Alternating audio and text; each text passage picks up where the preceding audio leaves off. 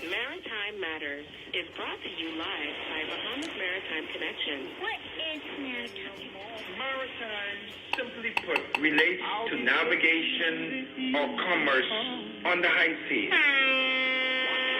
Some say money makes the world go round. I say ships move the money that make the world move. Who navigates those large international ships? How often are international ships required to be surveyed and inspected? Maritime also protects our seas and waters by way of our local Bahamas Defense It is Force. very sad to say that out of 1,500 plus ships that are registered under the Bahamian flag, only a very small amount of Bahamians are employed. Maritime Matters.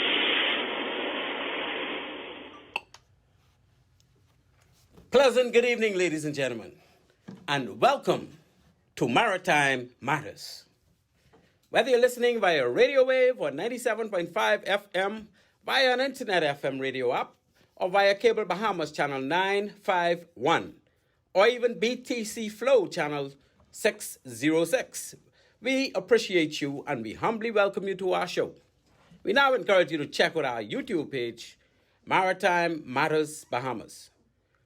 Here you can listen into all of our previous shows at your own leisure.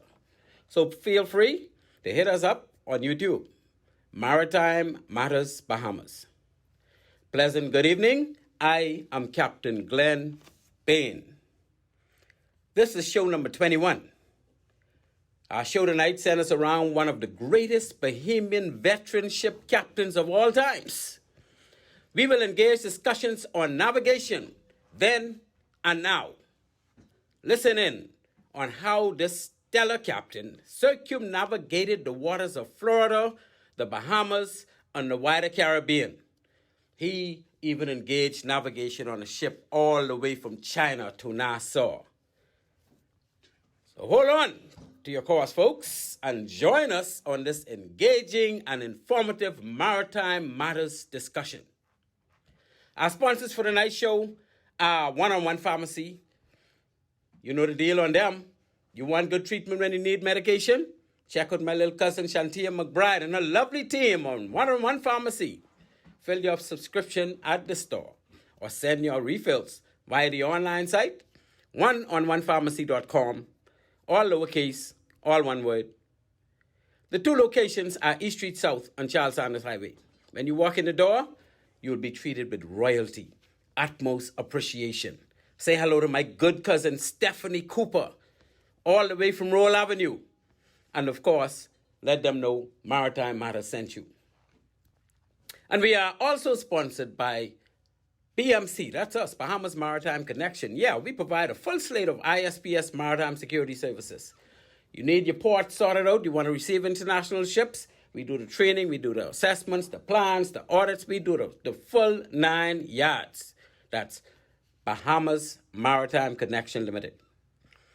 And thirdly, we're sponsored by Totally Secured Security and Investigation Services.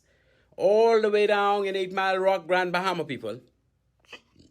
For all your security needs, guard services, investigations, somebody hit your little brother and you need someone to beat them up, give my good friend Andrew Starp a call at 819-8944. He and a certified security team will see you straight. That's Totally Secured Security. Phone 819-8944. You may have heard it in my voice. I'm about to have some fun tonight, people. We're going to have a ball tonight. I got a guest in here. He's going to blow your socks off. He already blew mine off. I just put it back on. So I can tell you we're going to be having ourselves some fun. To the listening audience out there, it will be remiss of me to go any further and not introduce my wonderful producer. Ladies and gentlemen, I introduce to you the insatiable, the man of the hour and the man with the power, the one and only Kishno, the great Jones. He says hello, people. Y'all can't see him, but I can see him. You're listening to Maritime Matters, people. On this show, we talk maritime. Maritime Matters airs weekly at 19:30. Those of you who don't go to sea on ships, 19:30 is 7:30 p.m. daily.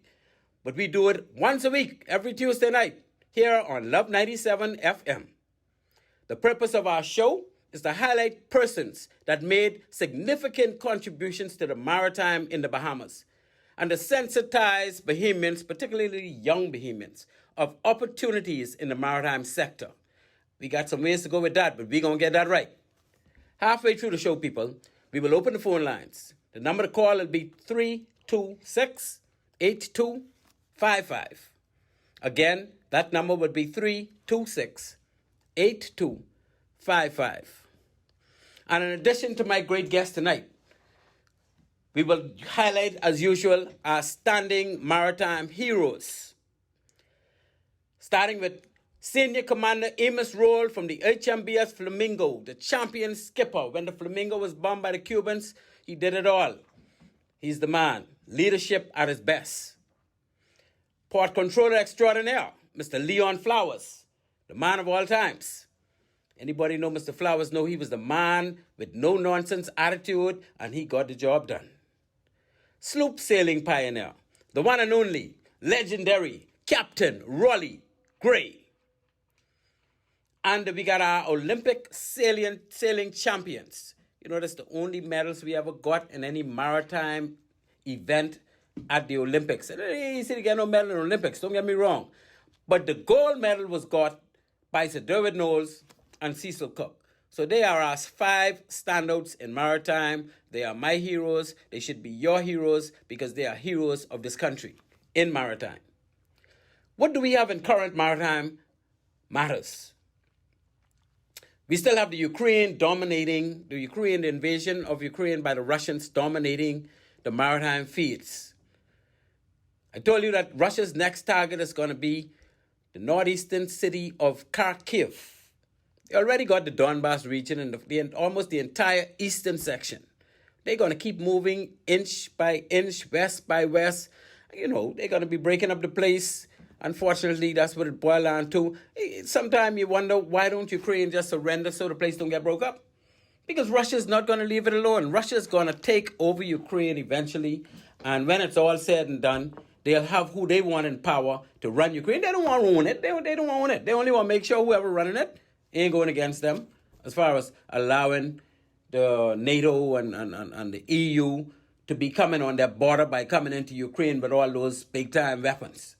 Russia is basically maintaining a buffer zone between themselves and EU and, of course, NATO. Because part of NATO is the U.S. Russia don't want the U.S. weapons right on their border.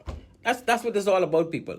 You may say Russia crazy, Russia this, Russia that. The U.S. ain't have nobody on their border either. You let China or somebody come try talking about they could build a missile base in the Bahamas. You think the U.S. can allow that?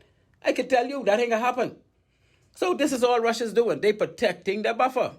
Anyway, I'm no fan of Russia, but I can tell you how war goes. I can tell you what's going on as far as people protecting turf.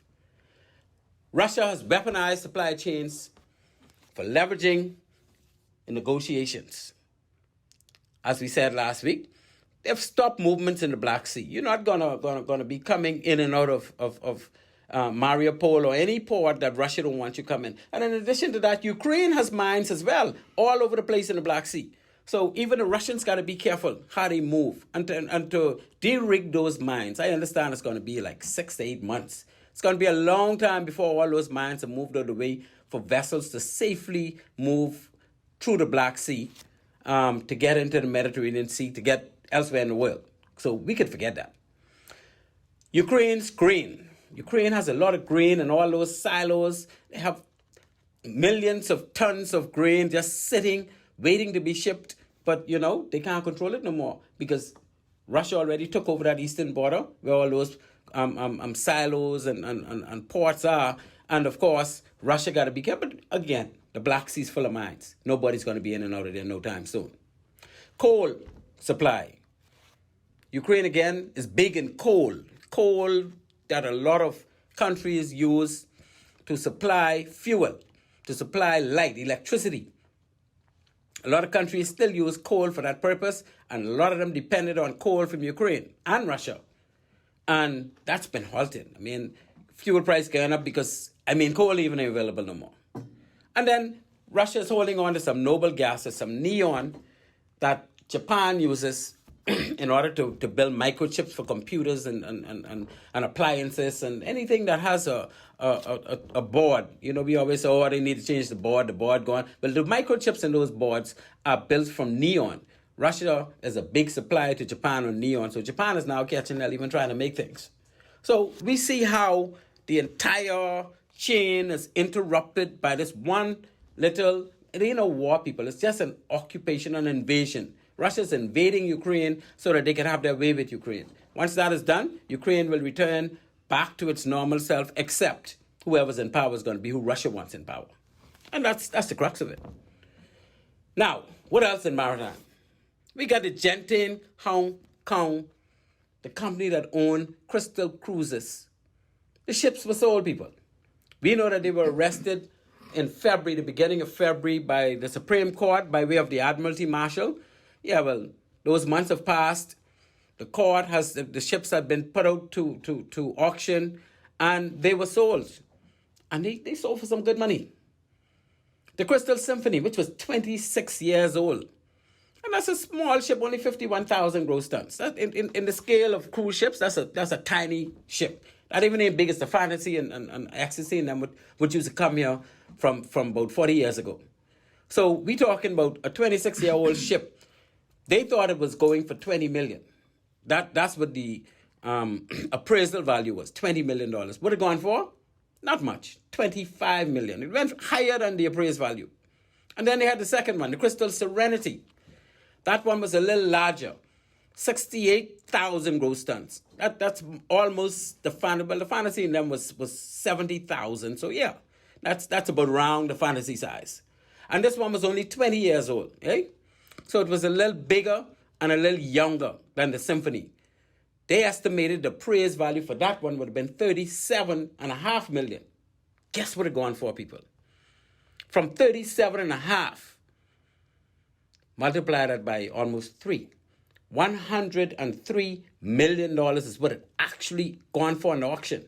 So you got to remember now, these ships were the ships that were doing cruises in the Bahamas when the COVID was going on and no other cruise ships was cruising. These are the two ships, the Crystal Serenity and the Crystal Symphony.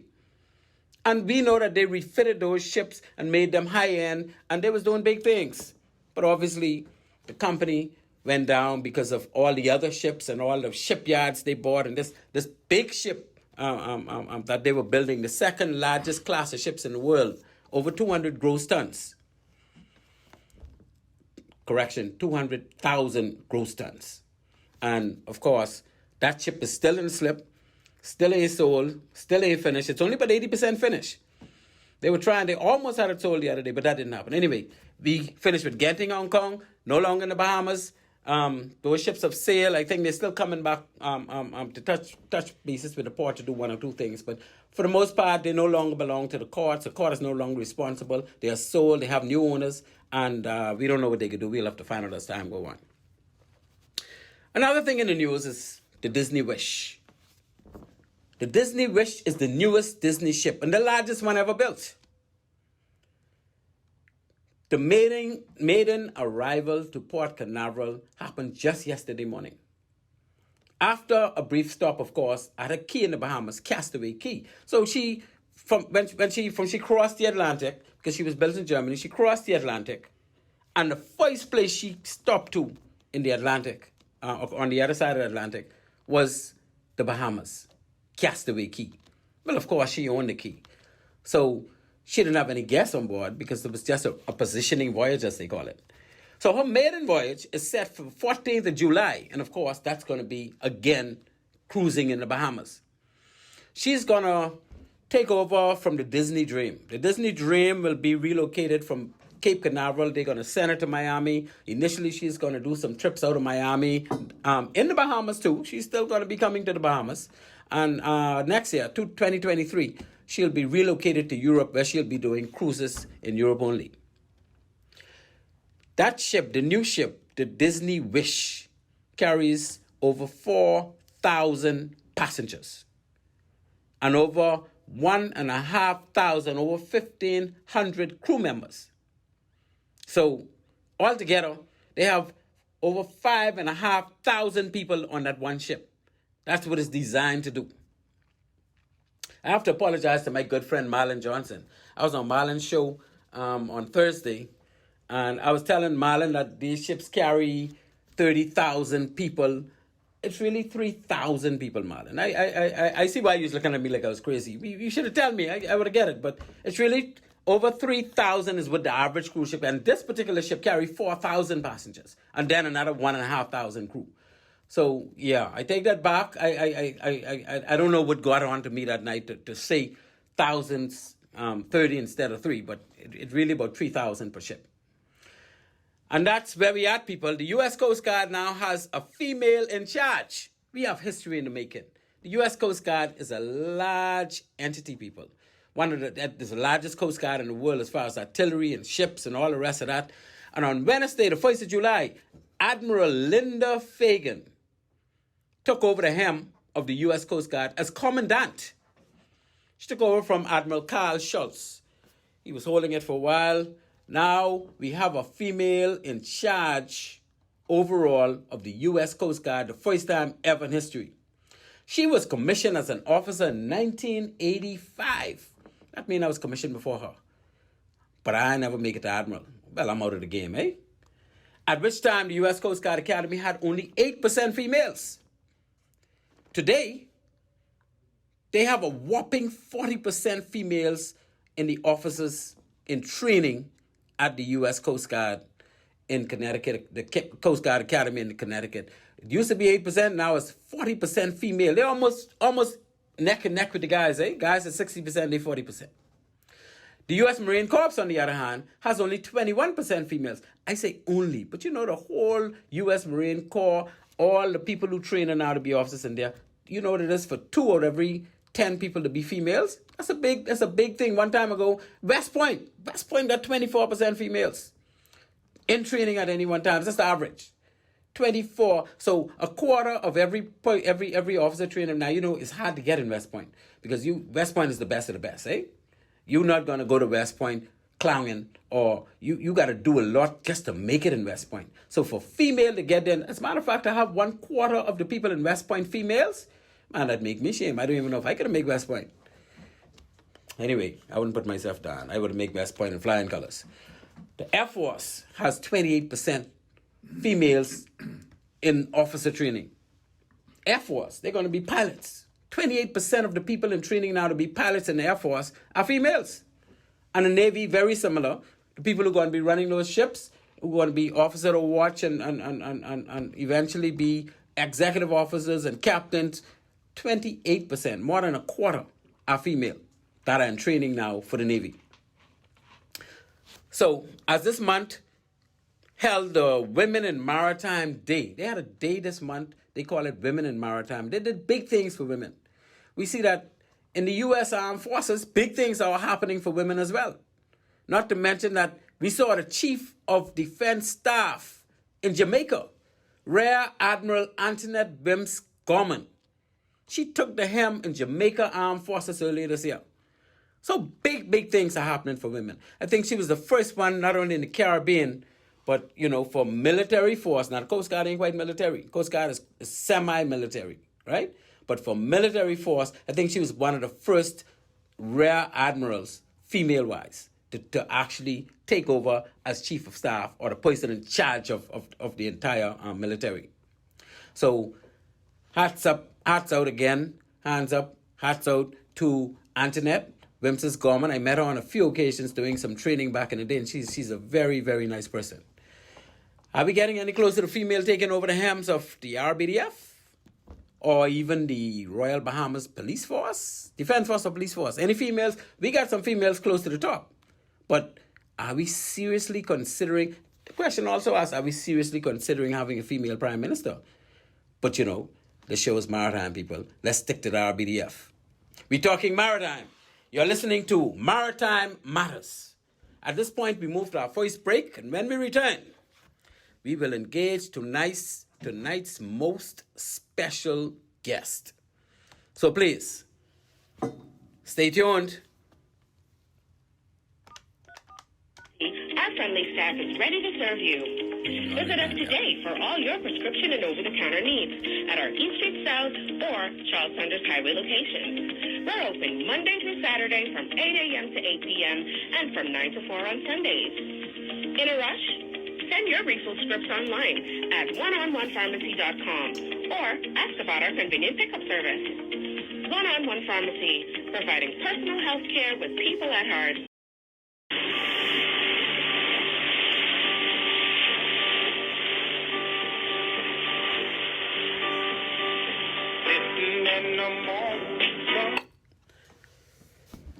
And we're back. Ladies and gentlemen, without further ado, I am honored, so pleased to introduce tonight's guest. He hails all the way from the far out island of Auckland. This Capt, ladies and gentlemen, is a sailor extraordinaire. Here sits a brother that spent more than half of his life actually sailing the waters of the Bahamas. This brother pulled up his own bootstraps from the bottom of the heap to the top of the pile. As he maneuvered his way to the mountaintop, wrestled down the Buddha Dane and chewed on the betel nut.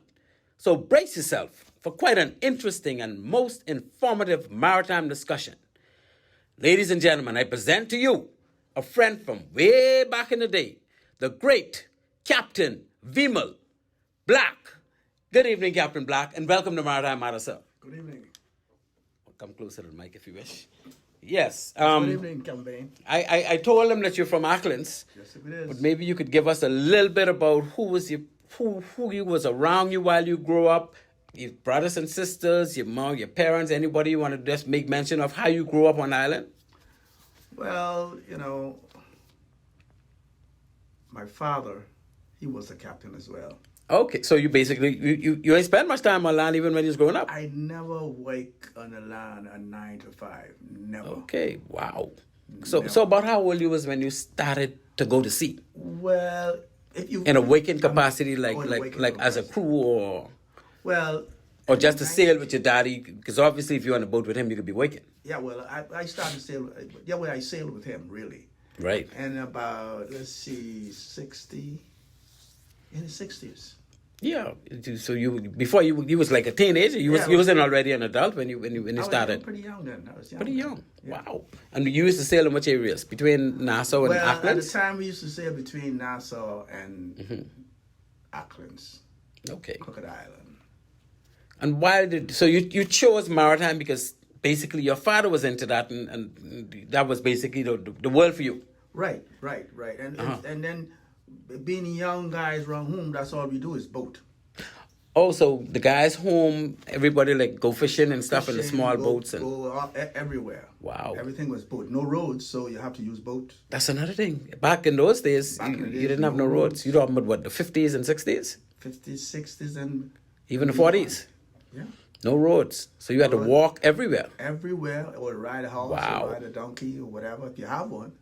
If you have you all a donkey in them days? They would ride donkeys? There was donkeys around here. Wow. Not very much, but But some people horse. had donkey. Or a lot of people had horse. Yeah, and the horses at the time was like the pride. Right. They cherished their horse like they cherished, I guess, almost like the children. So you all didn't even have bicycle like yeah? Bicycle, where you ride it. You ain't got no road. No road. Wow. But we take a lot for granted, eh? Yeah, man. We take a lot for granted. So who do you regard as your mentor in maritime? Was it your daddy? I mean, okay, we know your daddy was one of your mentors. It was. So was anybody else that you sailed with after sailing with your daddy that lend a good hand in helping molding you, or you was already molded by your daddy before you even left him? Right, because after in 1965, I got married, really. You got married in 65? Yeah. Boy, Cap, you've been around for a while. And And you and your wife still together? Your wife still teaches, or? you talk hard, she'll get you. I'm sure. Yeah, I met her once. A very nice lady. Is she retired yet, or is she still teaching? A couple of years. She retired a long time. Okay, she retired. Beautiful lady. Educator, Yes. And I used to travel on boats most of the time. Even after you got married? Yeah, after I got married, when I first got married, I told her, "No, look, this is where I'm at. This is what I do. And Yeah. This is what I do. Yeah. Now either you go with it or you leave it." She ever sailed with you? She ever used to go on a boat with you when you Well, not working? back Or? in those days. After when I got back up in like the Cavalier and Eastwind. She would have gone on those once or twice. She Yeah, would on the ride summertime when she was off. ride with me, yeah. That's beautiful. Cause she take the sea like. She don't throw around a bucket when No, it get in the she shop. don't call New York very much. She don't go to New York riding in a Buick too often. No. Oh, that's so nice. That's so nice. Do you have a most memorable moment in your entire maritime outlay that you could always remember, something that stand out, even from way back in the day, if possible, or even recent? Well, after my father got his own boat, at the time, I'm the oldest of 9. Oh, you're the oldest child out of 9 children. Child. Okay. 9 living. So you Right had to now. take care of plenty young. I had to do it. Yes. The oldest one always got that always have to burden. do it. Yeah. The only thing a woman could do better than me is to born a child. Oh, you could have cooked and all that too? You hear what I say?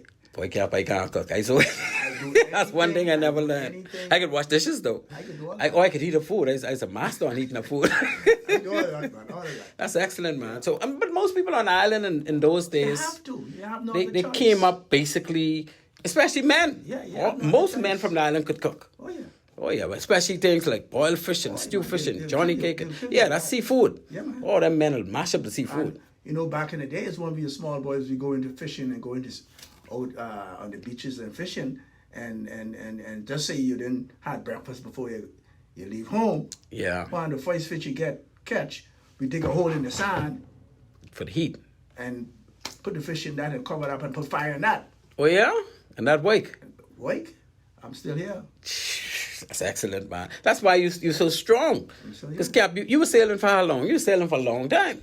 Well, let's see. I would say I was sailing before. How because- old you was when you started to sail? Because you was sailing from teenager. Right, because even when we had the boats at the time during the early before the 60s, we little boys when school time over in the afternoons, or weekends, we take the boat, we go fishing. Right. You take a boat yourself. Yeah. Yeah. And at those days you had to scull.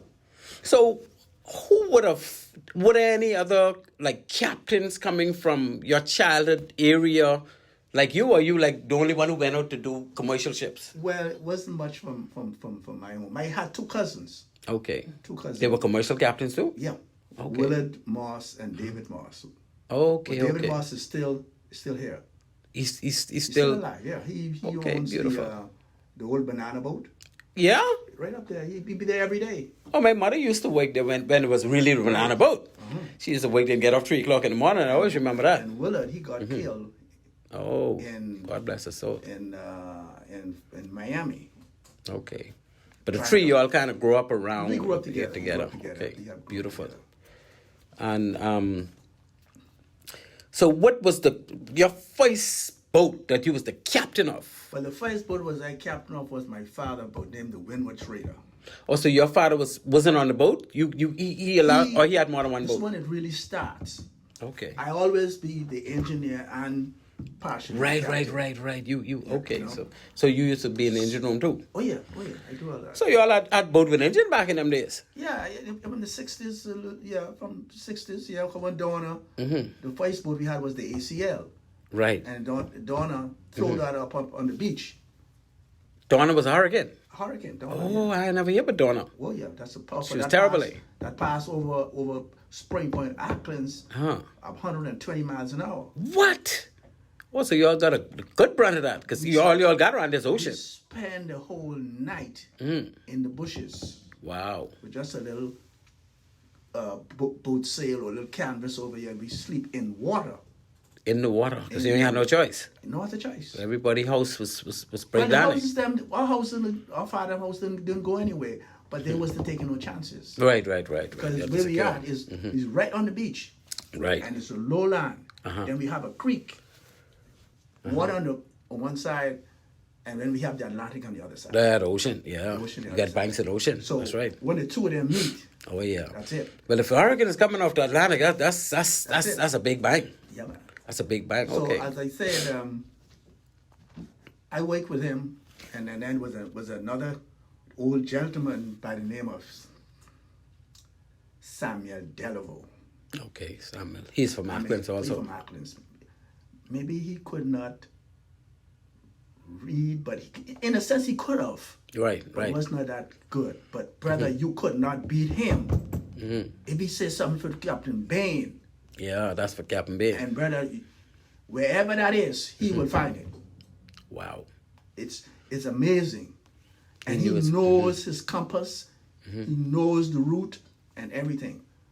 But one of the main thing what happened was that we was out fishing one time. You know, like we go do some trips, bring cargo back to the people in home, and then we will go out fishing for a few weeks or so. And then in the same boat? Yeah, the Wind Trader, yeah. Oh, you mean you went on a fishing trip? Yeah, right around the Aucklands. Okay. Right around the Aucklands, may go on. Right. Auckland may go on and right around. And bring the fish to Nassau to sell? Yeah, Or, right. Okay. Right, So y'all had big freezers and stuff on the boat? Yeah, well, we had these little 6-foot chest freezers. Just use ice with them, eh? Yeah. No, we had generator in the boat. Oh, man, y'all was playing, man, back in them days. Y'all was rich, Cap. Generator in the boat. Y'all was some of the rich fellas. I don't want to go there. Remember, I don't want to go there. Yes, sir. I don't want to go there. So tell me, you did some sailboats, though? Well, prior to all of this, Right. my father and my uncle, they had a little boat called the Rosina. Right. Was that an engine in it or just sail? Engine, wind, So just sail. just say it. Okay, so that was one of the sloops back in the day. Yeah, that's the beginning. And how when you sail, how did you? I mean, if you ain't got much wind, you got to be tacking all day and. Well, you just talk, and sometimes we get the oar, we jam it between the riggings of the boat, and we row it. You rowed a big sailboat? Yeah. Wow. Well, that's the only way you could That's get. the only way you gotta go. Well, so you gotta put the anchor down. And if you're in the ocean, you ain't got no anchor. You ain't got no anchor, So yeah. You gotta do that. Gotta keep Until rowing. the little wind comes and you just Help you out. just trot along. So how long it used to take you all to get from Auckland to Nassau? When those boats, those sailboats, you jump 15 days. That's like 2 weeks? Depends on the weather. 2 weeks to get from Yeah. Wow. Yeah.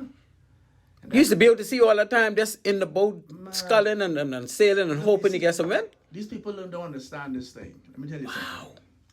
Back in those days, when people go into Nassau like passengers, Right.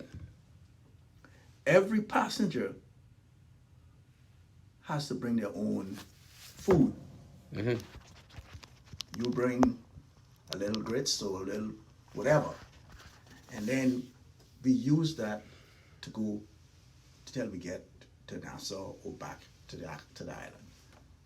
So, I mean, they could cook on the boat then? Well, yeah, we have the thing called... A little stove. No, wood. Fire. Oh, live fire? Live fire. They didn't have stove in them days? On the boats? Stove. I don't know, Cap. No stove. Even they had no kitchen, eh? Stove come later down, but not on those boats. Not on sloops. Not in the sloop. You had, we call it galley. You had some Yeah, galley. the galley. And it's made of wood. Like a little triangle, like. Just like a little box, And then you got your 4 rocks, or you make a rock and you put your rod across it, and you put your fire, and then you put your pot on the fire. Right there on the boat? Yeah. Wow.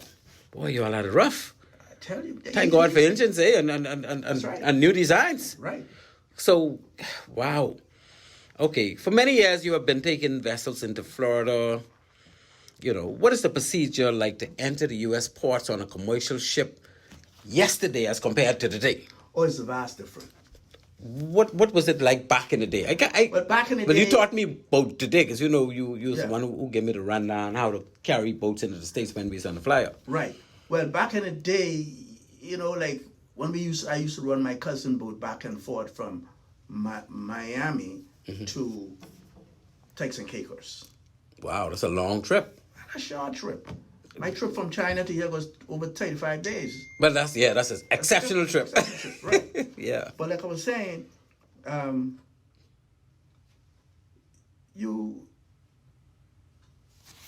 man.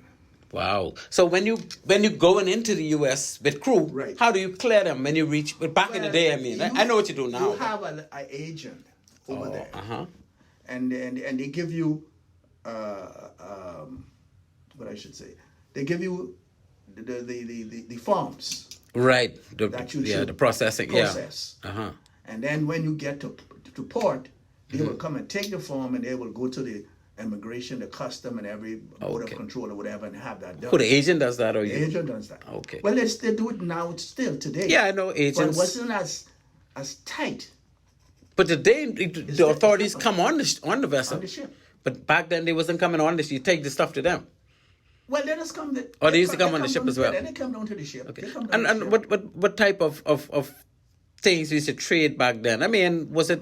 Well, because back- they have no containers and stuff like that. No, back then, Mm-hmm. like I said, my two cousins, they had this boat. Right. One Bahama Adventure, and one was the Olive M. Okay. Right, and the people purchased their stuff. Right. It was mainly from Turks and Caicos.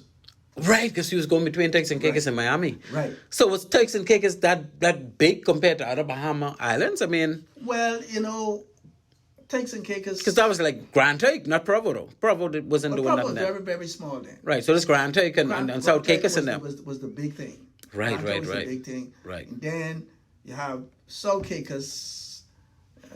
It was the in between. Right, And right, then right. Provo was like the Smallest. small one. Yeah, it wasn't a city yet. No. Right, Until right. I mean, I wake Provo 3 dogs. Mm-hmm. They build, and we wake them and tell those dogs on to bloom before they build the last one that they have now. Okay, I was there when they built that. Even the airport, I was there when they built that. right. But big ships can't get into Provo. Eh? They too much banks. No, too much. The water is too shallow. Yeah, that's what I thin, thought. It's thin. Yeah, okay. Very thin. So what other countries other than the U.S. and the Bahamas that you would have sailed to or from during your, especially in the younger years? No, well, we never go that far. Okay, so when you, after you mainly became a Miami. commercial captain, Yeah, when I commercial, then that was open. you started to go to where? And I've been from You been to Cuba at all? Yeah, man, I've You been to Cuba? yeah. Back in the day? But I've been this was in the Havana. what, I've been 70s, Havana. 80s? When Cavalier was in the 80s. Oh, the 80s. Cavaliers, yeah, Cavaliers was in the I- 80s. I went over there in the Cavalier. Okay. And where else you would have gone? Dominican Republic, I went to Haiti? Dominican Republic. You been to Haiti at any I've been time? to Haiti. Oh, you've been all over the place. I've been from Grand Cayman, Puerto Rico? No. Puerto Rico. Yeah? Yeah. Oh, you've been far, Cap. My first experience trip as a real captain. I want to say real captain in charge of boats, boat owned by companies. Right. Was the Cavalier. Right. I So you took went the all over the place. I took the Cavalier on a voyage from that was Fort Lauderdale Right. into Nevis St. Kitts. First time in my life. St. Kitts and Nevis. That's right. That's far. That's fine. Boy. We went up there, straight up there. But you had enough fuel. You had to stop somewhere to fuel up along the way? No. You had enough fuel to get all the way? So, Yeah. wow, Yeah, the so- Cavalier was a really good ship. Yeah. But the Cavalier could hold like about 20, 25, 30,000 gallons of fuel. 1,000 gallons. Yeah. Boy, you wouldn't want to pay for that today. The cost of I fuel. remember when fuel back in the day was like 80 cents 80s in the Bahamas? in the US. Oh, yeah, in the U.S. I remember it was 55 cents and 60 cents for cars. But in the Bahamas, it wasn't too bad either. No, it Yeah. wasn't too bad. No, Yeah, not bad. but after a while, it started to mushroom and get into... So your trip from China, let's talk a little bit about that, because you're one of the few Bahamians who could say they sail a ship or sail on board a ship from China to the Bahamas. Well, I think it was you and Glenn Lightburn. Glenn Lightburn Right. and Elvin Taylor. Well, that was their boat. Elvin and Limas and them own. Limas and You're them, right. So he asked me to take his position Oh, because he could not go. He would just join the pilotage. pilotage. Oh, so he initially was supposed to come with the vessel as also. I would think so. Okay, I would okay. think so. So you went in his So stead. he called me up and he talked to me. He said, "Man, look, I want to go, but I can't go. I can't make that." Right. Indeed. So what route you all took? Well, we flew I flew from Nassau to Miami. Okay, then From to LA. Miami, I flew on the 777 Okay, plane the big flight, one, that yeah. big baby, Right. to Los Angeles, To California. LA. Right. From California, we flew to Beijing. Straight to China. Okay. We left Beijing 3 o'clock in the afternoon, Mm-hmm. and we reached China 6 o'clock in the afternoon, Okay. and we never missed the sun. Oh, so you never saw darkness? Nope, Yes, because you're going in the opposite direction. Wow. never missed it. We Daylight flew for straight about through. 13, 14 hours. Wow. And you know, when you're flying a plane, Mm-hmm. they don't go across the nearest point. Where if it's water, they Yeah. follow the land. Okay. So we're Go- just following they the move line the line, around. yeah. Yeah. And you'll go all the way to land, and you come right back up almost opposite Where you was from at where it. you depart. Yeah. That's true. I think they follow what they call a rum line. Rum line. Yeah. You're right. So where did you all sail from? Where was the boat built in China? Well, it was. It wasn't built in Beijing because you fly to Beijing no, and then you fly to. We drove down Uh-huh. to Tianjin. Oh, that's where it was built? Tianjin. Well, I would think so. Yeah. But that's where you joined the boat. We joined the boat. Okay. So we boarded in Tianjin, Mm-hmm. and we started the route. Where your first stop The was? route was, we went, at first we were going to west, down to, what the island down there name, oh Lord. Philippines? No. Well, we were supposed to go west anyhow to that island out in the middle there with, Or Taiwan? no, where the president of the United States was born or something like that. Oh, Hawaii. Hawaii. Oh, wow. Hawaii. Yeah, you went to Hawaii We first. was going that way. You was headed to Hawaii first, yeah. So we went across the Yellow Sea Right? into, forgot the place their name. We're giving all that problem over there. Lord. Korea. Oh, By Korea. South Korea. South yeah, Korea. yeah. Then from South Korea, we got the message that was a typhoon Typhoon coming. down in the west, Yeah. where we was planning to go. So you had to reroute. So we changed the road and we went east, Right. Okay. and that took us between east and west, Japan. Right. And from Japan, we stretched across to Balboa, Okay. Panama. Yeah. We spent about You went through the 20 Panama Canal. Well, I didn't make the trip to Panama Canal. Okay. So you flew back then? I had to fly back from Panama To Nassau? to Nassau to come back to join the ship because we had what the gentleman named Lee Wallace. Yes. Was the captain there, was the captain then. Okay. So they had some. I won't go into that neither. Which ship this is? That was free. The Freeport Flyer? Freeport Flyer, yeah. Oh, so this before or after you joined the Freeport Flyer? When you went to China for I was on the Freeport Flyer. Oh. I had my vacation. Uh-huh. I added, I think it's a week onto my vacation Okay. without pay Uh-huh. to make the journey. Okay. And I made arrangement with Mm-hmm. Elvin. Right. To That's fly it. out. If it get delayed, Right. you fly out, yeah. And then about 5 days out of Balboa, Panama, Right. I call Lee Wallace, Right. who was the captain of the flight at the time. Yeah. And he said, boy, things ain't looking good. Or he could hold on for another week or so. Well, he could have, Mm-hmm. but from what he gathered, what I gathered from him, Anyway, so you flew out I flew out. and you came back and you rejoined your regular Right, I came road. to Yeah. Panama. I went ashore, spent the night, and I caught the plane and fly from Panama to Miami, and then Miami, and I arrived in Nassau in Tampa shipping on the hour. Wow. And you had to sail. Hop right on the boat. Gone. Okay. That's interesting. Cap, I got quite a few more questions here for you. You did ship deliveries at any point? Like delivering vessels from one point and taking it to the Well, next? really, no, I didn't. You didn't do too much of because that. he was always busy on I always on was ships. on the ship. Uh-huh. Because I spent like 13 years on the Cavalier. Oh, okay. You was there. Well, you was there long. That's when I It was went- brand new, eh? When you got it. She was about 2-3 years old then. Oh, that's new. Yeah. That's new. Yeah. I even went down east, north, as far as Charleston, South Carolina. Okay. So when you left the Cavalier, was that when you went to the Flyer, or it was a while before? Or you okay. While I was on the Flyer, Mm-hmm. Mr. Farrington, Right.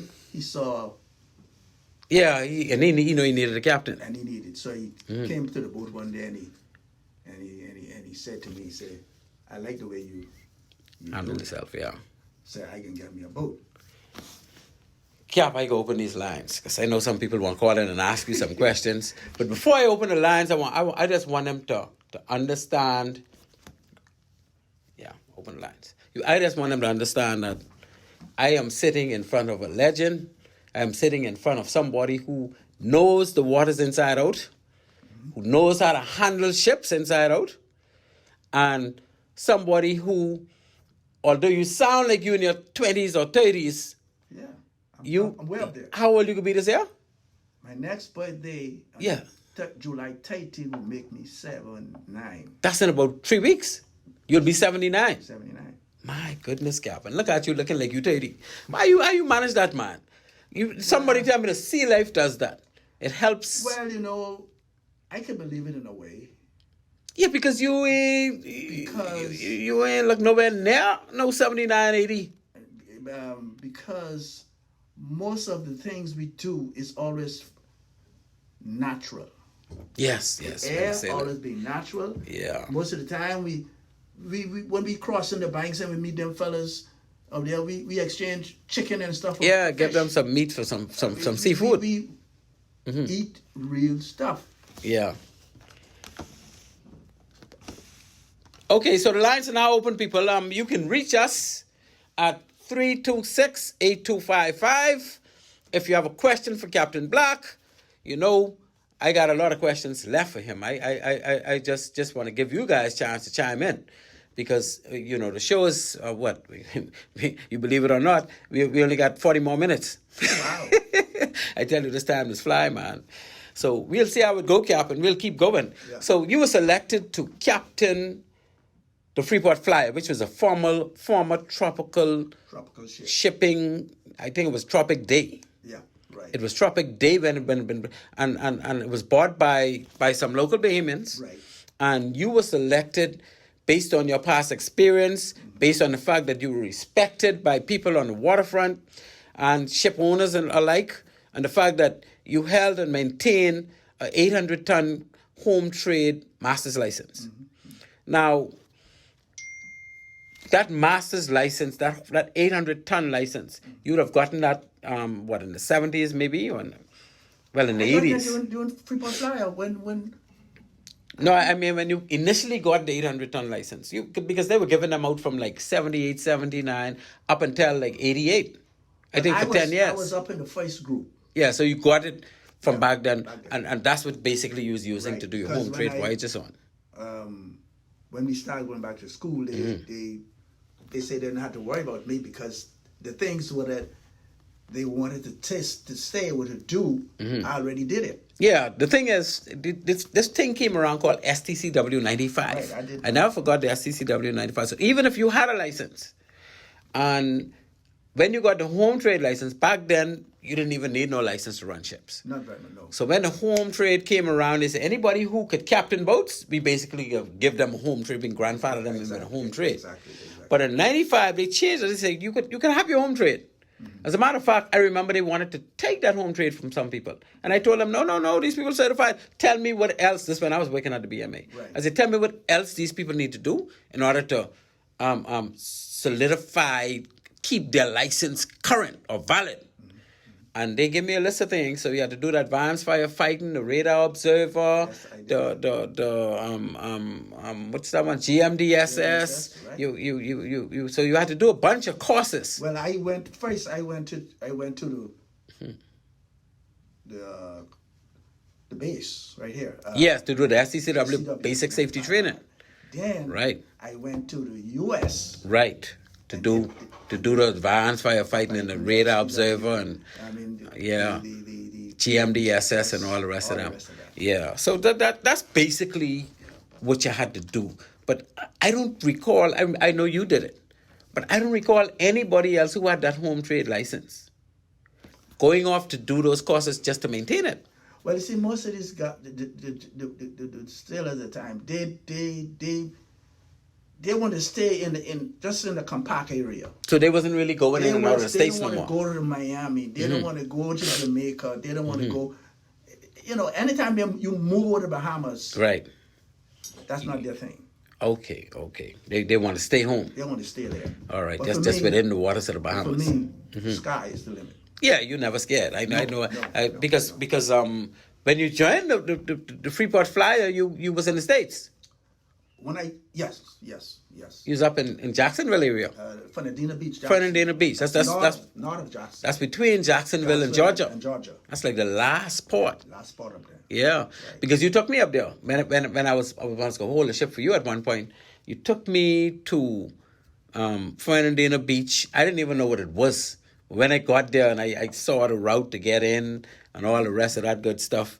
But it was quite an experience for me because that's when I found I never took a ship. Well, you know, my mom was a Defense Force officer. Yeah, right. I used to run all the Defense Force vessels, but we never had to do no commercial ship processing whenever we go. When we go, we maybe go to dry dock, but because we were military, we didn't have to go through anything. So when I was about to hold a ship for you for a while, and you was running me through the ropes, and I realized you had everybody's passport kept in the slots in the master's cabin. I was like, hold on, these fellas don't even keep their passport. No, it's prohibited. Right. It's Any crew member. Now, even the Bahamian. right. I mean, they could get it when they're in the Bahamas. Yes. But not if they're whenever traveling you leave abroad. leave the Bahamas and go to a foreign country, that's not Captain yours. got a hold of That's that. not Yeah. yours. Okay. The captain holds that because anything should happen, you're gonna fall in the captain's lap. Yes. Regardless if he knows it or he don't know it, Okay. he can be responsible. He can be responsible. Yeah, because he's the master of the ship, and he bringing the ship in foreign port. Oh yeah. They ain't question nobody else. So did you have any challenges with the Freeport Flyer, like compared to? Well, the Cavalier was almost the same size, eh? No, man, they're vast different. So Cavalier was just the Flyer was a much bigger ship. Oh yeah, she was advanced. You know, she had a lot more draft. Oh yeah, Freeport Flyer was like 240 something. Yeah. 245 feet long. East wind, not east wind. Well, east wind. Cavalier. Cavalier was 172. 170, 180. East Okay. wind was 176. Yeah, that's plenty different. So that's a lot vast different. Yeah. And that Freeport Flyer was built, man. That could have taken seas. That's a hard. Man, because you know. Let me tell you, one of the most vexing situation I've been in, I was in Fernandina Beach, Jacksonville. Right. There was a hurricane coming down off of the Leeward Islands. Yeah. Up in the east. So it was predicted that it would pass pretty close To Florida. to Florida. Right. And you had to come down. Right. The Coast Guard them came and asked me to draw up a plan as how I can secure the vessel in Fernandina Beach. Wow. I can strap down every day. I did that. Wow. So everything was saying, okay, you're going to stay here until the hurricane passes. Yes. And later on in that evening, they get a call from Tropical. But Tropical, anybody who sailed with Tropical can tell you, Tropical do not care. No. They time to go to fast. They're concerned you go. Go as you go ashore. Right. So only two go. Yeah, Go only 2 ways. or you go Either you listen or you ain't gonna be on the boat. Yeah. So they said Tropical says the boat has to leave. I said leave to go where? Have to leave Fernandina Beach and the storm And coming. the storm coming. Wow. And I can't bear them tell you. It was so snowy and smoky. You even couldn't see, the Freeport Flyer mast is right there. Yes. It ain't far. You couldn't hardly see that. Wow. It was foggy. Foggy, nasty, everything. So you actually went into the storm on the way down? I can tell you. So the agent come down and say, well, you have to go. You gotta leave. You have to leave. Boy. We loaded and everything. So I did two things. I went to the phone and I called my father Right. and I called my wife. Okay. Right. I tell the crews, I say, now look, It's only two things. We either go Or leave the people ship. or leave the people ship. But I assure them that we will be safe. Right. Once you get out there, you We will be safe. because I will assure them. you know it's a strong ship. Yeah. Right. I will assure them that when I get to that point that I see that she can't do it, I know where land is. Right. You can hug the land and you know where safe haven. Yeah. Yeah, I can put it there. Okay. And all you got to do is buy your room up, Yeah. close the door, and next morning they say, hey, man, look, just put up on the land. Yeah. That's it. But we safe. But you're safe. The boat. Safe. You ain't underwater. That's right. Yeah. But it happened so that the more it came down towards Florida, it swung more to More the north, northeast, so move away. and we was able to go. Wow. That's mean though, to send you out knowing And a storm coming. And then they called me and asked me which direction I'm heading. But you should have gone north. I would probably would have gone north too. As you sending me out, I probably would have gone north to what? I said, where To what, North Carolina? If the hurricane going north, how you gonna go north? Uh-huh. Wow. I said, boy. And from then, I make up my mind. I say, I'll get my own vessel. Yes. That's when I crossed the bridge. Yeah, you ain't nobody got to make you take these kind of chances. No. Yeah. No. Wow. But I mean, you this early when you was on the Freeport Flyer or later when you was on the Freeport Flyer? Well, that was late. That was. This early, eh? That was. But I don't remember that storm. I probably was gone. I know that was before I went to China. Right. I Okay. think it was before I went to China. All right. Yeah. Yeah. Well, that's amazing. So you had the opportunity to work with Bahamians, and of course, in many cases, you had to work with foreigners Well, as crew. Freeport Flyer, the majority was foreigners. The majority was Filipinos, right? Filipinos, right. Now, I don't have a problem with the foreigners. Right. None at all. But give me my Bahamian. Yeah, I was wondering, but because you had some But I had to Bahamians, do it. you had some Bahamians on that ship. Yes, I had a few. And I Yeah. was like, we can't find these fellas. I told Mark, Right. I said, now look, you get that, I can get this. Right. You have your share of crew. Right. People who you know you could rely on. Yeah. Exactly. And that's the way it went. And but those guys were like veterans. They were like, I mean, they talk bad about Bahamians. Oh, the minute the boat reached, they go home and don't check for the boat no more. Listen. They don't like to sail. All kind of foolishness I hear. I had a guy on board called, what's his name now? Oh, Jesus, what's his name now? Oh, God, I forget his name. Yeah. But the Filipinos, I see, sometimes I come to the dock to the dock there at, by Harbor Moon. Right. And while we throwing the rope ashore to tie the boat off, the Filipino was jumping off, going and leaving the ship. Oh, so they were doing. They're wasting the Bahamians? When the fights come, Yeah, they're okay. it's okay. But once they link up, Once they get there and they start meeting the people, Yeah. they're going to They could be a problem. or more. yeah. And I noticed that in the fleet today, I mean, we got a lot of foreigners, particularly Filipinos, or even on the local boats at Port of Ski. Well, right now, hardly any Bahamian on the waterfront. Is there a reason for that, you think? It is a reason, yes. Is it because it's cheap labor? I would say not so much as cheap labor because they have some people they have to pay, and they know the pay the pay scale. They pay them, Right. but they cannot talk down to Bahamian as they would talk down to these guys They get these guys to do anything, and they talk to them any kind of how. any kind of way. Is that legal, though, Cap? It's not. Because you can't do domestic activity, especially in the transportation industry, because the government have a policy against that. So people are just getting away with it. The immigration department don't bother to check.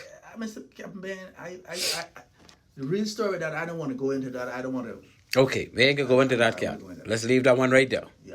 We're not going into that. So we leave that alone. But you sailed with a lot of Bahamians. Oh, On the yes. Cavalier, you had all Bahamians, or you had some foreign crew as well? I had one or two foreign fellas. Yeah.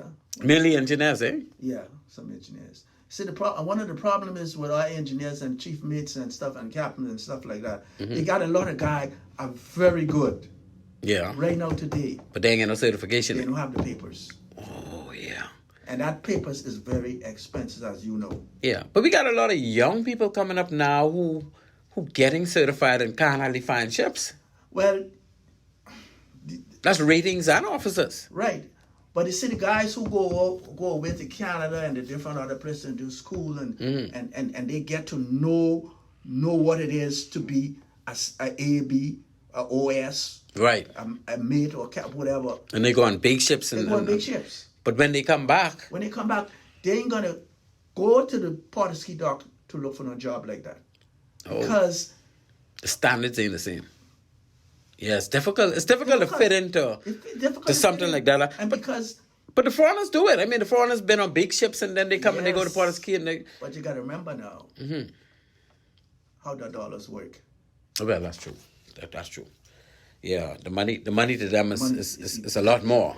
As a matter of fact, they probably make more money on our local domestic vessels than they make on the big ships. They don't make more money on big ships. That's right. I remember. I'm telling you, because couple months ago, I piloted two ships, cruise ships, who came around the Bahamas to do some stuff, and I chatted with the guys them, and the kind of money they make, ain't nothing happening. Cap, we got freight boats. Weekly freight boats coming directly in from Florida that are foreign owned.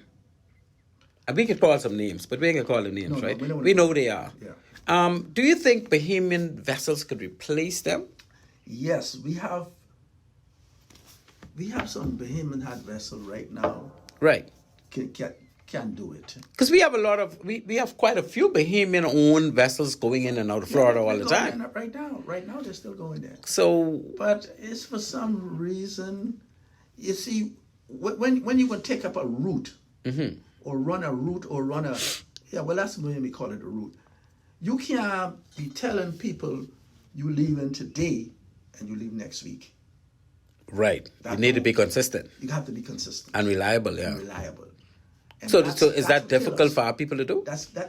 It's not, but that's what's killing us. As Bahamian, especially running out of the United States. Even right here local. Right. Local. Mailboat's supposed to leave at a certain time. But we know we always have that kind of issue. Sometimes you even don't know when they're leaving. Yeah. And when they come to the dock, say, they say the boat just gone. So how about, because I've been to Portuguese, well, I've always been going to Portuguese, but recently, I mean, on a Tuesday, sometime Wednesday, sometime Thursday, you can hardly pass because you got so much containers and so much big vehicles coming in and out and Portuguese is a monster nowadays. Nothing like how it used to be, Cap. It has been overgrown. Yes, it has. At this point. By far. But Portuguese could be a lot different if it be controlled. It's uncontrollable. It's just everybody doing their own thing. Out of their own thing. And because you might have two boat, three boats. They don't want to speak. They don't want to tell you you're supposed to do this and you're supposed to do that. Right. So you think it could be better organized? Yes. I think so too. I think the government probably should look into getting an entity to run that. Privatize. Just privatize it.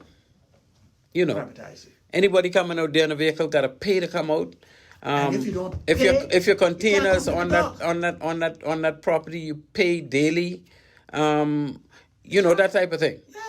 And everywhere, we need to fix Portuguese. We just don't have the willpower to control it the way it's supposed to be. Everybody know everybody, and everybody. Well, I don't want to say the rest of the stuff. We don't want to say that. And that's the way it goes.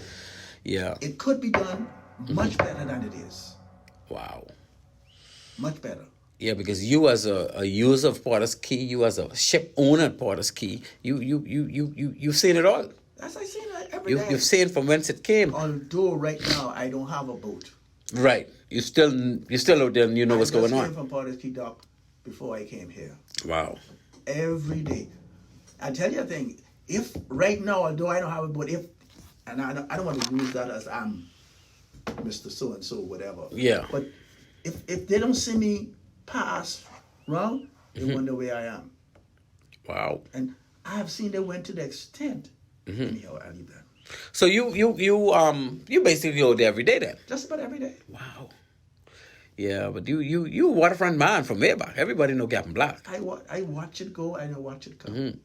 I just hope, a lot of younger people get to know from whence you came before you, because, I mean, you hitting on 80 now, Cap. I know you could go another 10, 20 years. Knowing you, I don't know what kind of genes you got, but boy, you got some good genes. Well, the Almighty God. The Almighty God has a part to play with that too. But if you ain't got the genes, it couldn't happen. Well, my father died when he was 98. You serious? Yeah. I met your father a couple of times. I knew you had that kind of age. My father used to walk everywhere he go. That's what I'm saying. He used to live it up in Highbury Park, and we walked to the mall. He walked everywhere he gonna go. So when I knew him, he's probably in his 80s. Yeah, way back. From I met him, yeah. Yeah. Wow. Yeah, man, you promised long life. He called me one day when he was, couldn't walk, the knees didn't get, he said, are you gonna die natural? He said, are you gonna die with all my senses? Wow. And 15 minutes before he passed, we called him and tell my sisters, then he said, look, when I die, take me to the Annex Baptist Church. That way my body must be. So, Captain Black at the Annex Baptist Church. We relatives. Because I used to go to the Annex Church. Reverend Black. Yeah. Well, you see. From Union Village, yeah. Right. Well, you see, the blacks has a the blacks. Because you and him look very much alike. You can see resemblance. Look alike. If you trace it, you'll find that he got something right up. Oh, right up to the corner. Okay. But they because sometimes I go on the internet or on the Facebook and I see these different name Black, but I don't know who they are. You ain't know who they are, yeah. But I know they're Black. But they have to be family somehow. They have to be family somewhere. Yeah. The Blacks really originated from San Salvador. Oh, from San Salvador. Meguana. Right. And then from Meguana, well, maybe from San Salvador too, they went. So you have some in Andros. I know some in South Andros. I remember, have some in Andros, you have some in Freeport. Okay. My family was the only Black in Auckland. Yeah? Only Black. Oh, I thought most of them was from Auckland. No. My family was the only Black in Auckland. So more of them in San Salvador. Right. And but the older ones are dying out. So when you don't have the young ones to have young children in the Blacks, then that start dropping. But nowadays I see a lot of Blacks names popping up. Right. So what's it like to maintain these cargo ships? Because you're so busy. Especially, man, let me tell you something. When I got on a Freeport fly, when I took over the Freeport flyer for that short, I had it for about 2 or 3 weeks, and then another 2 or 3 weeks every couple of months. I don't know how you do it, Cap, because let me tell you what I experienced, and then I thought it was crazy, right? Go ahead. You leave Nassau on a Thursday to go to Fernandina Beach. You stop in Freeport. You keep going. When you get in Fernandina Beach, you stay there that Saturday night, I think it was. Because it take you a day and a half to get there. Right. You stay there that Saturday night, and you leave Sunday, and it take you another day and a half. So Monday morning, you're back in Nassau. And then you offload, you take on, then you go from Nassau to Freeport. So you that night, that Monday night, you on the sea going to Freeport. You reach Freeport the next morning. Then you do cargo operation. You leave Freeport that Tuesday evening. Back to Nassau first. Yeah, that's right. On Wednesday. Sometimes they change it, yeah. And then you in Nassau. And then sometimes you got to go to Tortec. Oh, yeah. To carry the bins and stuff. Garbage, yeah. And you figure that's the time when you get a little bit of time to yourself. But you did like 2 trips to Freeport and then 1 trip to Fernandina Beach, all in 1 week. So it's only every night you on the sea, except that one night you're in Fernandina Beach. That was tough. Well, you see, it's like this. If you love something, it doesn't Boy, matter. I must have didn't love it then, because that was a little rugged for me. And I know you were good 20 years older than me, and if you... I mean, we maintain a schedule, even in the maintenance. Yes, area. the maintenance area. When because we had like, what, 12 or 13 fellas on board, 14? Yeah, at least about 14 guys. 14 guys. Yeah. Now, when he's off, he's off. Yeah. When he's on, he's on. So if we even go into the dock and that guy, he is down, you don't call him. But usually in the daytime, most people get, well, Then you to have tie up the boat. You have a day ship. Well, once who be on off, there's the one who tie up the ship. That's true too. Yeah. Right? So Yeah. if you have a If you're off watch, you're off watch. you're Yeah. off, you're off. Yeah. But that's true. So that's how we had to run it in order to keep it and to keep the boat. in order for the fellas to get their rest and to do the maintenance. Yeah. We call rest. I forgot the rest period or something like that. And then we had the guy from Honduras. I can't remember his name. Oh, that guy could work. He got hurt at some point. Oh, I mean that there was I know Endel or something. I don't remember his name. Right. That's what he got hurt. He got hurt eventually. In Freeport. Well, he got crushed between two containers and he ended up in Miami. That's one time. Mm-hmm. I don't know them. All I know him was as a crew, as a worker. Oh, he could work. And he never leave the ship. Nope. He was lifting up a container. I think Mm-hmm. was the fella now still awake for tropical. Oh, okay. And the fella didn't see him. Wow. So he jumped after he finished hooking up. Mm-hmm. He jumped down, and the fella was swinging in the same direction. Oh. So he catch him right between two containers. Smash him between two. He Yeah. dropped. Yeah. Wow. That's one time I told Jack Ball. Mm-hmm. I told all of them. I said, look, don't make games. Yeah. That's life. Yeah, that's more important. Safety first. So that's life. Yeah, safety And first. They did all they could do. Tropical had a plane ready to fly. Wow. Pick him up and to take him into. But Tropical don't play with the people now. No, they just do that part. Yeah. Carry hard. I wouldn't consider as hard, but they carry their rules. They strict. They're very strict. But they also follow through with everything. Yes, they do. Yeah, they can make sure everything covered. Oh yeah. Yeah. Cap, we'll move to our second break. And when we come back, ladies and gentlemen, the line to call if you want to chime in on this conversation is 326-8255. The 326-8255. We'll take a short commercial break. We'll be right back with Captain Vemal Black, Captain Extraordinaire. At our East Street South or Charles Sanders Highway locations. We're open Monday through Saturday from 8 a.m. to 8 p.m. and from 9 to 4 on Sundays. In a rush? Send your refill scripts online at oneononepharmacy.com or ask about our convenient pickup service. One-on-One Pharmacy, providing personal health care with people at heart.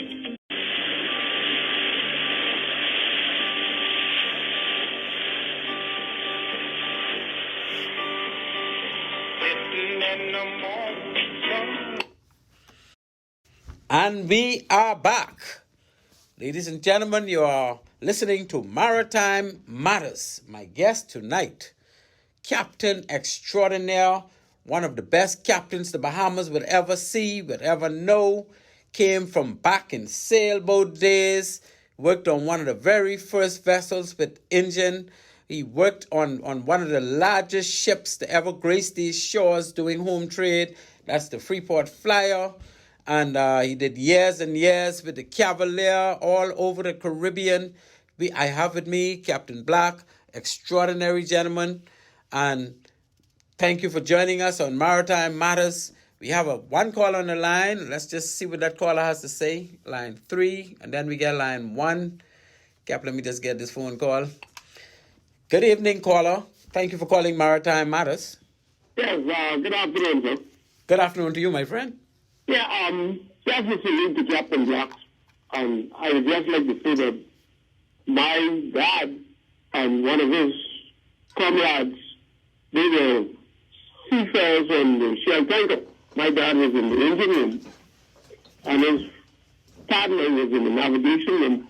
And after a period of time, they left and went to join the police force. My dad's name is Benson Forbes. The other fellow's name is Conrad Jennings. But I would like to ask Captain Black, can you recall that some old senior fellows like Captain Leo Swan and Captain Duncanson?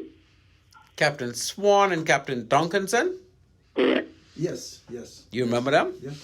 Okay. Yes. I sailed with Captain Swan. Which vessel? On Cavalier.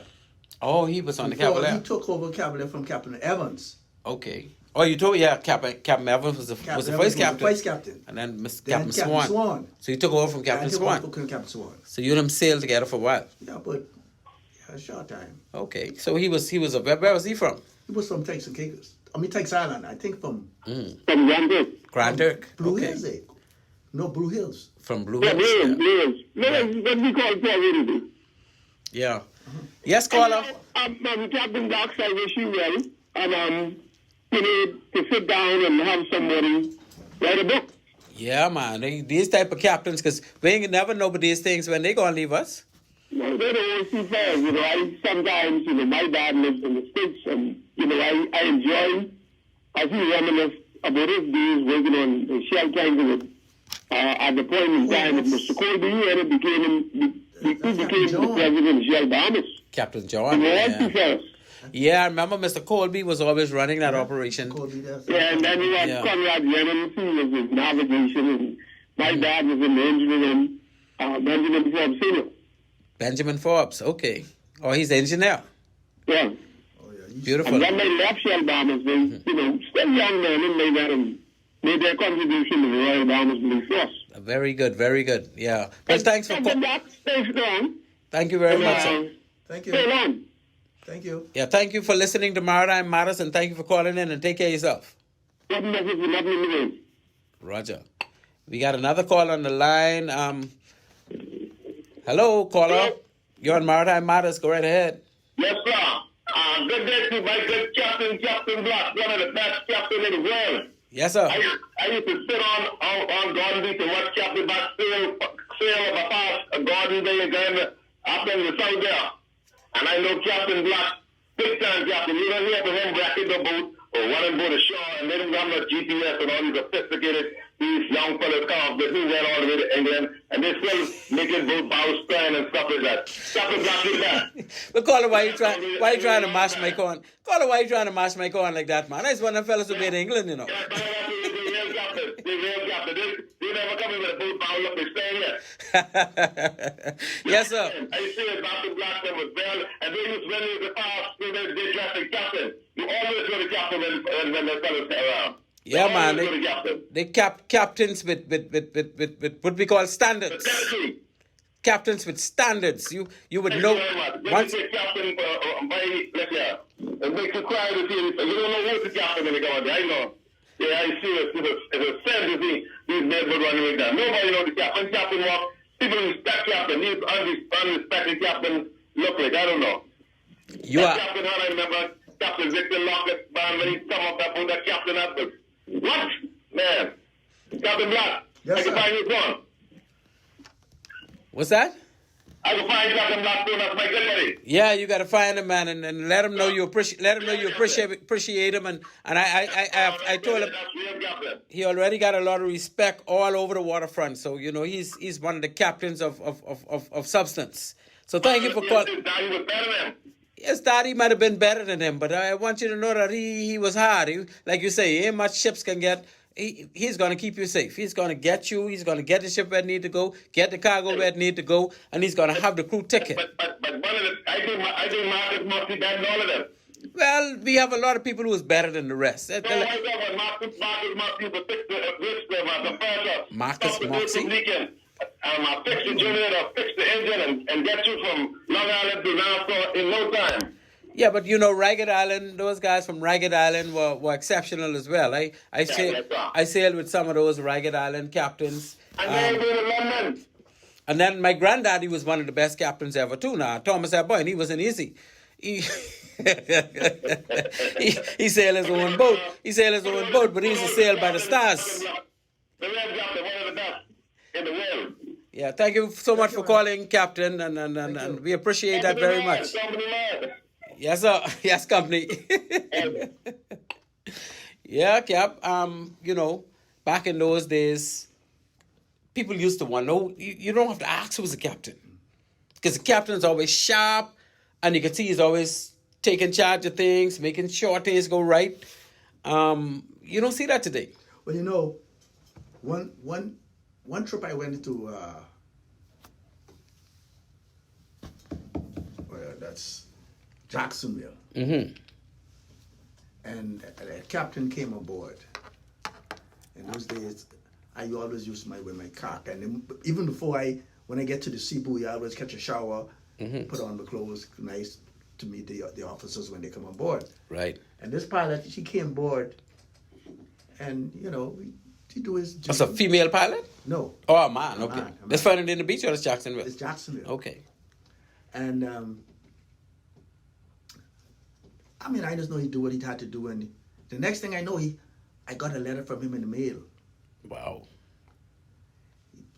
Saying that how I was dressed. Mm-hmm. How you so smart. And he asked, and I was also I think it was the first or second trip into Jacksonville. Okay.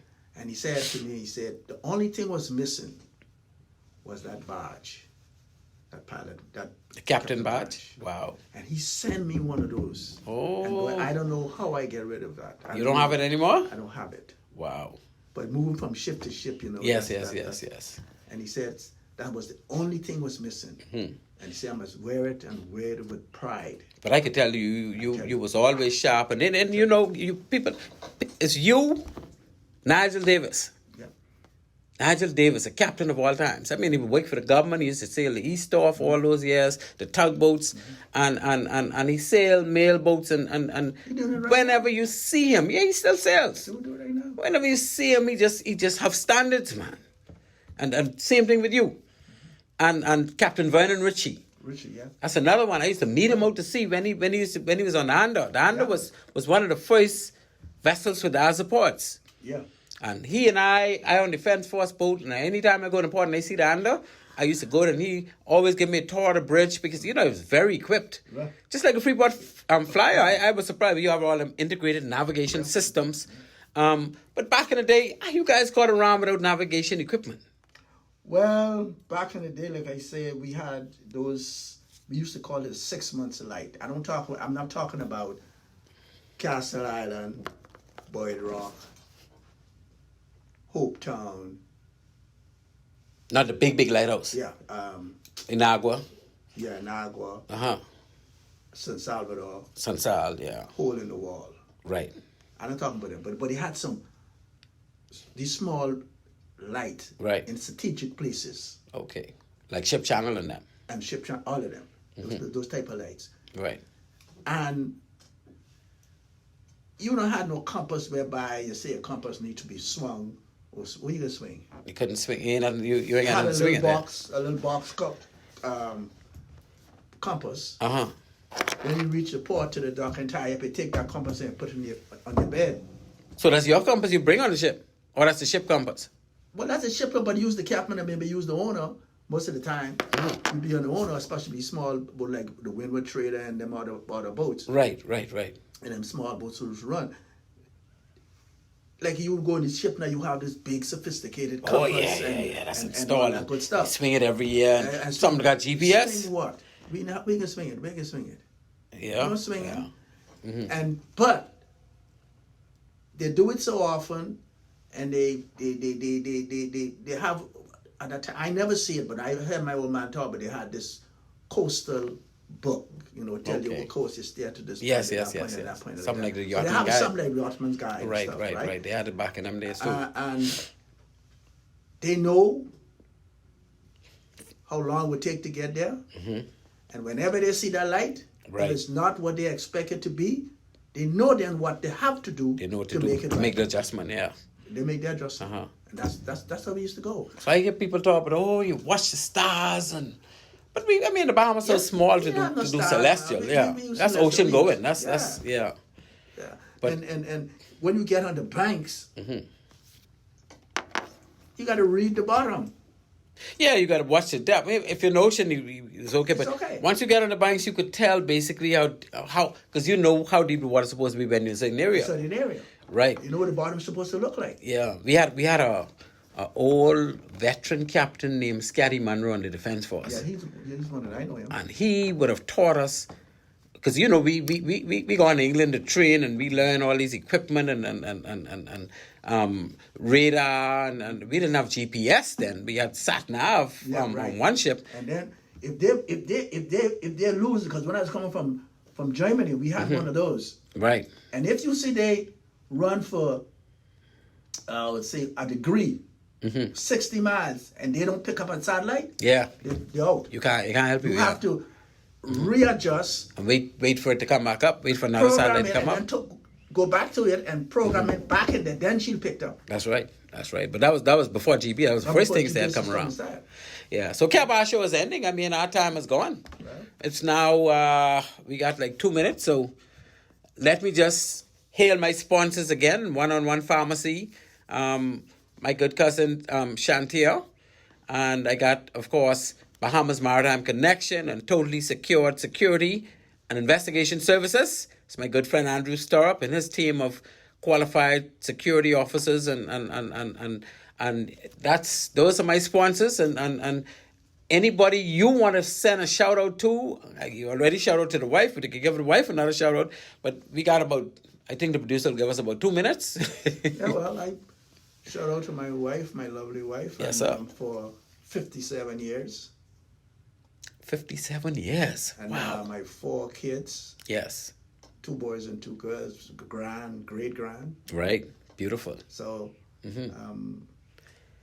Cap, I had to do it again, I'd Cap, do you it. still look 40. You're doing so well. If I have to do it again, I'll do it. You see, what makes it hard is the things that you don't know. The hardest thing to know is the thing that you don't know. Right. Now, some people say, boy, I can't run, but it's that hard. I don't have to do that. No. The minute I walk on board, You know I know what's what happening. I need to do. Yeah, you grow up and you're born in that. Nowadays, Yeah. we have these equipment. I can stay in my house, or I could go aboard the boat in 15, 20 minutes if I'm going to Gibraltar. I Right. can put that in, and all I tell you, stay on the line. I think we got a caller want to say hello to you just before we wrap up, Cap. Okay, no problem. Call you on Maritime Matters. We got about 0.0 seconds, but you go right ahead. Okay, it won't take me long. I'm a short fellow. Yes, sir. Pleasant good evening, Bahamas Captain Vemal Black. Yes, sir. How you doing? Do you recall a little short fellow by the name of Leroy Williamson used to work on the Iguana crane? Yes, sir. Huh? Yes, sir. You better remember me, because I thought I was older than you. I thought I was your senior. No, boy. Uncle Lou. I know Uncle Lou pretty good. If I know him, I know Everybody you. know Uncle Lou. Uncle Lou was the best man between Auckland and Iguana. Oh, yeah, man. Yeah, man. Yes, sir. I know And I respect you, man. You know, how I see you come up through the ranks. I thought I was your leader, you know, but you sound to me tonight. You got me about 4 years. You're doing good. But boy, I really was impressed. I was impressed when I see your elevation Yeah. in the maritime industry. You know, I run for Pat Sumlet for a while. I was engineer for Emmett Monroe and Captain Lockhart and all those guys. You know. Yeah, I know. Henry Smith and all them. Oh, yeah. I run them barge all over the place. They were the Beautiful. guys. Beautiful. Yeah. But you know, all the best, man. It's good to hear your voice, and it's good to hear that you're still kicking. Yeah, man. Thank you very much. Thank you.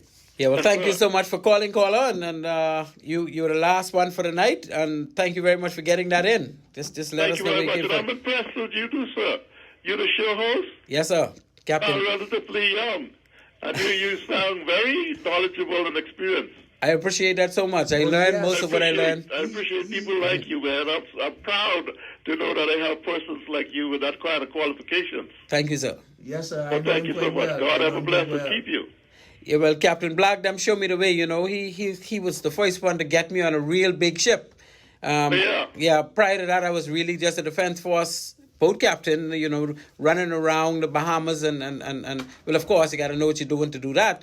But Wow. you know, the Yes, defense force sir. vessels don't come under any regulations. So the things I learned with him on a commercial ship, you know, that really cut my teeth and got me in the commercial arena. So I thank him and captains like Nigel Davis and even Edens Taylor. You know, they're people that would give you pointers and you know, all that keep you growing. So yes, I'm out of the business now myself, but I've had quite a bit of experience. So just like I'm you, sure yeah. you're training some other persons and educating them as to what your qualifications are. Every single day, my friend. Every single day. Come up the ladder. Yes, sir. So I thank you for calling and continue to listen to Maritime Matters. We're going to have other captains coming on. And one day we might have you on. I would get to know who you are so that we can get you to come talk about some of your experiences. Yeah, Captain Black, I lost my sight now, man. I know him. Yeah, I know, man. I know you're lost still my in. sight. I know you're still in Freeport. I spoke to your brother a couple of days ago at Eklund. Eklund, okay. Yeah, I was going to speak with him just about daily and Otta's old captain like you. Captain Otter. Yeah, that's right. In I was Parkswell. the engineer. He taught me the engine. Yeah, Parkswell. Yeah, man. Beautiful. Yes, sir. Yeah, man. All right, sir. Well, thank you for gracing our show with your presence. And please do listen in every Tuesday at 7:30 to 9. Yes, sir. Yes, sir. All right. And I'm delighted. God have a blessing. Keep you all. Keep you safe. Thank you very much. Okay, man. Take care of yourself. Okay, good night. Yeah. I know him. Yeah. We grew up together. That's beautiful, man. Yeah. And it's amazing. We got so many captains with so much to tell. You know, and we can sing them out one at a time. It bothers me. It bothers me. But we off, right? No, we're still on. My producer giving us extra time because we started 2 minutes late. He's giving us 4 minutes more. Okay. But let me wrap up and then we could finish our discussion. Ladies and gentlemen, you've been listening to Maritime Matters. We thank you so much for chiming into our show. We thank you for tuning in and listening every Tuesday night at 7:30 to 9, from 1930 to 2100. That's 7:30 p.m. to 9 p.m. And with that, Captain Black was my special guest for the night. He did an extremely good job letting us know from whence he came and from whence those sailboats and those cargo ship came from. And with that, ladies and gentlemen, Maritime Matters is out.